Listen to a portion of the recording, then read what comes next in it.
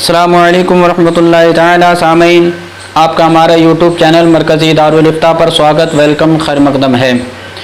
आज हम बात करेंगे क़ज़ा नमाज के बारे में कि अदा किसको कहते हैं और क़ज़ा किसको कहते हैं और क़ज़ा नमाज किस वक्त पढ़ना चाहिए। तो इन तमाम चीज़ों पर आज हम बात करते हैं। सामीन, आएँ शुरू करते हैं कि अदा और क़ज़ा किसे कहते हैं। तो किसी इबादत को उसके वक्त मुकर्ररा पर, वक्त मुकर्ररा जो वक्त मुतय्यन है उस पर बजा लाने को अदा कहते हैं, यानी उसी पर उसको जो है अमल में लाने को अदा कहते हैं, और वक्त गुजर जाने के बाद अमल में करने को क़ज़ा कहते हैं। किन नमाज़ों की क़ज़ा ज़रूरी है? तो सामीन, फ़र्ज़ नमाज़ों की क़ज़ा फ़र्ज़ है और वित्र की क़ज़ा वाजिब है। और फ़जर की सुन्नत अगर फ़र्ज़ के साथ क़ज़ा हो और ज़वाल से पहले पढ़े तो फ़र्ज़ के साथ सुन्नत भी पढ़े, और ज़वाल के बाद पढ़े तो सुन्नत की क़ज़ा नहीं। और अगर फ़जर की फ़र्ज़ नमाज पढ़ ली और सुन्नत रह गई तो 20 मिनट दिन निकलने से पहले उसकी क़ज़ा पढ़ना गुनाह है। और ज़ुहर और जुमा के पहले की सुन्नतें क़ज़ा हो गईं और फ़र्ज़ पढ़ ली, अगर वक्त ख़त्म हो गया तो उन सुन्नतों की क़ज़ा नहीं, और अगर वक्त बाक़ी है तो पढ़े। और अफजल यह है कि पिछली सुन्नतें पढ़ने के बाद उनको पढ़े। छूटी हुई नमाज किस वक्त पढ़ना चाहिए? तो छूटी हुई नमाज सामीन 6 या उससे ज़्यादा छूटी हुई नमाज़ें पढ़ने के लिए कोई वक्त मुकर्रर नहीं है, यानी कि 6 नमाज़ें अगर किसी की क़ज़ा हैं तो उसके लिए कोई वक्त मुकर्रर नहीं है। हाँ, उन्हें जल्द पढ़ना चाहिए, ताख़ीर नहीं करना चाहिए, और उम्र में जब भी पढ़ेगा बरी अल-ज़िम्मा हो जाएगा, लेकिन सूरज निकलने और डूबने और ज़वाल के वक्त क़ज़ा नमाज पढ़ना जायज़ नहीं। अब एक ज़रूरी मसला यह है कि कुछ लोगों पर नमाज क़ज़ा होती है तो वो जब तक उन क़ज़ा को नहीं पढ़ते हैं जब तक अदा भी नहीं पढ़ते हैं। यानी कि अगर हमारी फ़जर की नमाज क़ज़ा हो गई तो हम ज़ुहर जो है नहीं पढ़ते हैं, बल्कि कहते हैं कि अगले दिन से फ़जर की शुरू करेंगे क्योंकि हमारी नमाज क़ज़ा हो गई, हम उनको जब तक अदा नहीं करेंगे हमारी नमाज नहीं होगी। लोग ऐसा समझते हैं। तो अगर 5 या उससे कम नमाज़ें क़ज़ा हों तो उन्हें कब पढ़ना चाहिए? जिस शख्स की 5 या उससे कम नमाज़ें क़ज़ा हों वो साहिब तरतीब है, उस पर लाजिम है कि वक्ती नमाज से पहले क़ज़ा नमाज़ें बितरतीब पढ़े। अगर वक्त में गुंजाइश होते हुए वक्ती नमाज पहले पढ़ ली तो ना हुई। इस मसले की मज़ीद वज़ाहत बहार शरीयत में आप देख सकते हैं। अगर कोई क़ज़ा नमाज हो जाए, मसलन फ़जर की नमाज क़ज़ा हो गई, तो नियत उसकी किस तरह करनी चाहिए?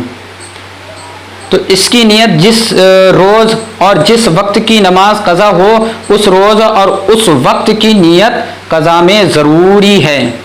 मसलन अगर जुमे के रोज़ फ़जर की नमाज क़ज़ा हुई तो इस तरह नियत करें, नियत की मैंने 2 रकात नमाज क़ज़ा जुमा के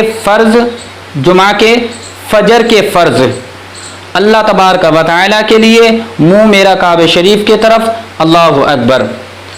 इसी पर दूसरी नमाज़ों की नियतों को क़यास करना है।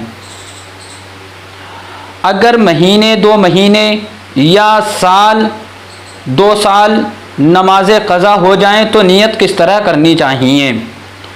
तो इसका जवाब यह है सामीन, ऐसी सूरत में जो नमाज मसलन ज़ुहर की क़ज़ा पढ़नी है तो इस तरह नियत करे कि नियत की मैंने 4 रकात नमाज क़ज़ा जो मेरे ज़िम्मे बाक़ी हैं, उनमें से पहले ज़ुहर फ़र्ज़ की अल्लाह तबारक व तआला के लिए, मुँह मेरा काबे शरीफ की तरफ, अल्लाहु अकबर। اور اگر مغرب کی پڑھے تو یوں نیت کرے، نیت کی میں نے 3 رکعت نماز قضا جو میرے ذمہ باقی ہیں ان میں سے پہلے مغرب فرض اللہ تبارک و تعالیٰ کے لیے، منہ میرا کعبہ شریف کی طرف، اللہ اکبر۔ اسی طریقے پر دوسری نمازوں کی نیتوں کو سمجھنا چاہیے۔ اب سامعین، کیا قضا نمازوں کی رکعتیں بھی خالی اور بھری یعنی بغیر سورت اور سورت پڑھی جاتی ہیں؟ تو اس کا جواب یہ ہے ہاں، جو رکعتیں ادا میں سورت کے ساتھ پڑھی جاتی ہیں وہ قضا میں بھی سورت کے ساتھ پڑھی جاتی ہیں، اور جو رکعتیں ادا میں بغیر سورت کے پڑھی جاتی ہیں وہ قضا میں بھی بغیر سورت کے پڑھی جائیں گی۔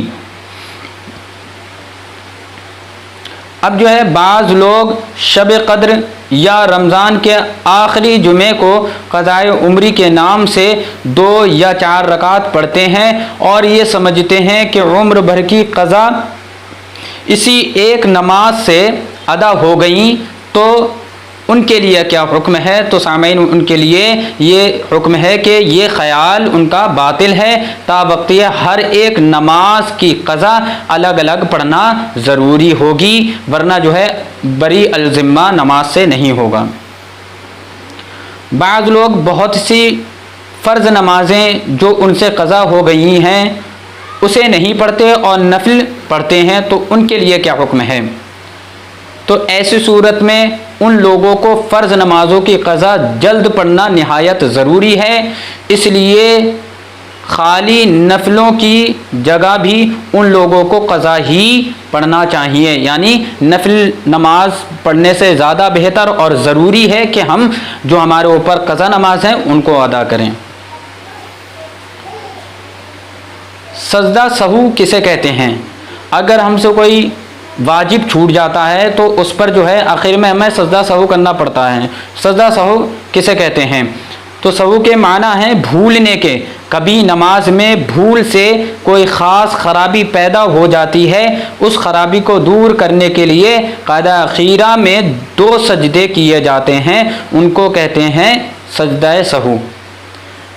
سامعین، آج کا بیان یہیں تک، اپنی دعاؤں میں یاد رکھیں۔ اگر آپ نے ہمارا چینل سبسکرائب نہیں کرا ہے تو آپ سے گزارش ہے کہ ہمارے چینل کو سبسکرائب کریں۔ السلام علیکم ورحمۃ اللہ تعالی۔